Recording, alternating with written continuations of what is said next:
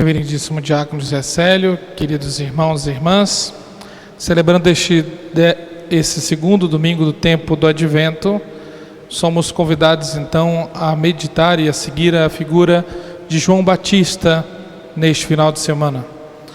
Nós sabemos que a situação naquela ocasião não era bem simples, estava bem complicada, muita perseguição, tribulações, muito sofrimento.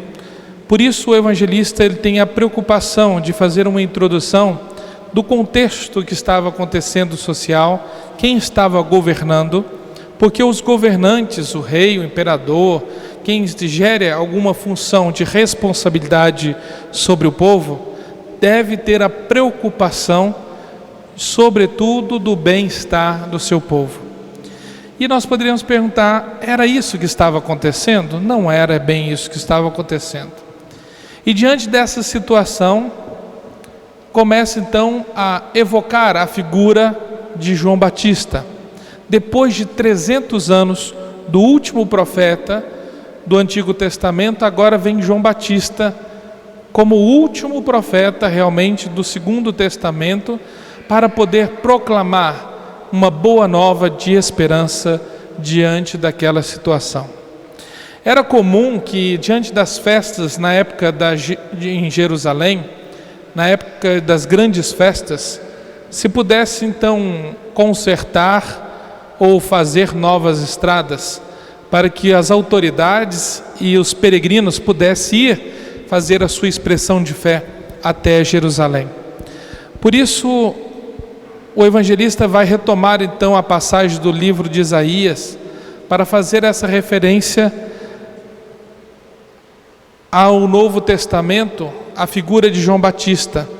Todo vale será aterrado, toda montanha e colina serão rebaixadas, as passagens tortuosas ficarão retas e os caminhos acidentados serão aplainados.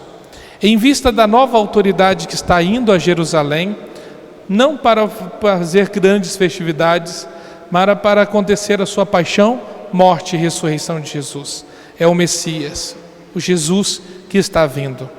Por isso, João Batista ele vai anunciar esse Messias e ele começa a fazer um batismo de conversão. Para acolher Jesus é necessário convertermos, mudar as nossas atitudes, mudar os nossos buracos e vales, lacunas em nossa vida que muitas vezes nos impedem de seguir Jesus. Algumas vezes são momentos de tristezas em nossa vida que nos revoltamos contra Deus. Algumas vezes pode ser problemas pessoais, familiares, financeiros, que geram vales em nossa caminhada, que muitas vezes nos distanciam de Deus e faz com que nós possamos não acreditar na grandeza e na bondade de Deus. Mas João Batista ele vai então ser esse profeta que vai anunciar o sinal de esperança. E ele é retomado ao deserto em primeiro lugar. Por que o deserto? Deserto era o lugar, em primeiro lugar, da aliança. O povo da antiga aliança foi necessário atravessar o deserto para chegar à terra prometida. Foi necessário determinados sofrimentos no deserto para que eles pudessem chegar à terra prometida. No mesmo lugar, o deserto também é o lugar do encontro com Deus. Jesus é retirado do deserto. E no deserto, então, é um tempo do silêncio, tempo da escuta atenta da palavra de Deus. Nós precisamos escutar Deus para saber quais são os caminhos que nós devemos seguir. Por isso, este tempo do Advento é um tempo também de deserto. É um tempo de escuta necessária para nós. É um tempo de aliança que devemos renovar com Deus. Se nós queremos fazer essa experiência, precisamos abrirmos profundamente a este Deus. Não podemos ficar então apegados a nossas formas rotineiras de viver a nossa religiosidade. Mas é necessário abrir novas estradas. É necessário consertar e tampar determinadas lacunas em nossa vida para que, se nós quisermos fazer a experiência do nascimento do menino Deus. Por isso, quando nós simplesmente preocupamos com tantas outras coisas e não preocupamos com o essencial da nossa fé, que é o nascimento de Jesus Cristo, nós continuamos abrindo buracos, estradas ruins que não nos leva a lugar nenhum. Mas quando procuramos consertar as nossas estradas, nós teremos mais segurança que chegaremos ao nosso destino. Talvez alguns de nós podemos ter ido agora, algumas vezes pegar da estrada até Uberlândia e vimos quanto que a estrada está péssima. Primeiro era a responsabilidade dos governantes, falado também na leitura do Evangelho, a responsabilidade do cuidado, da segurança e do bem-estar da população. É responsabilidade dos nossos governantes, mas está gerando muitas vezes sofrimento e despesas para muitas pessoas que padecem com seus carros, com a manutenção, com os pneus estourados, com a segurança de vida delas. Mesma situação que estava acontecendo naquela ocasião.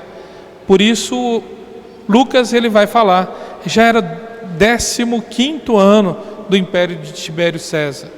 E ele não estava fazendo nada que pudesse sanar as lacunas, o sofrimento das pessoas. A situação da governância naquela situação não estava levando um bem-estar. Somente o Messias viesse para poder olhar para o seu povo. Da mesma forma nós, somente quando nós formos cristãos conscientes e começarmos a procurar governantes capazes de cuidar por o bem-estar do seu povo, que nós vamos conseguir ter segurança nas nossas estradas, na nossa vida, que possamos ir e vir com muita tranquilidade, sem preocupações. Porque os princípios morais que regem a nossa vida religiosa nos ajuda a fazer determinadas escolhas onde as pessoas não vão ter CPI de Covid, não tenham roubado em plena uma pandemia, não vão retirar dinheiro aonde não devem, mas vão governar simplesmente em favor do povo. Por isso a nossa preocupação em tornar o Evangelho vivo, concreto na nossa vida, na nossa estrada, para que esse Jesus nasça em nossos corações, nasça em nossa vida, para que juntos possamos ter um mundo mais justo, fraterno e igualitário para todos. Mas é necessário um tempo de conversão. É necessário abrirmos o nosso coração a essa experiência de Deus. É necessário essa experiência profunda de preparação para o Natal do Senhor, para que Ele nasça em nossos corações, para que Ele nasça em nossas atitudes, para que Ele nasça em nossa vida. E assim, juntos possamos fazer essa conversão acontecer no mundo mais justo, fraterno, solidário, onde as pessoas são capazes de, sobretudo, se respeitar e celebrar este nascimento do menino Deus que vem.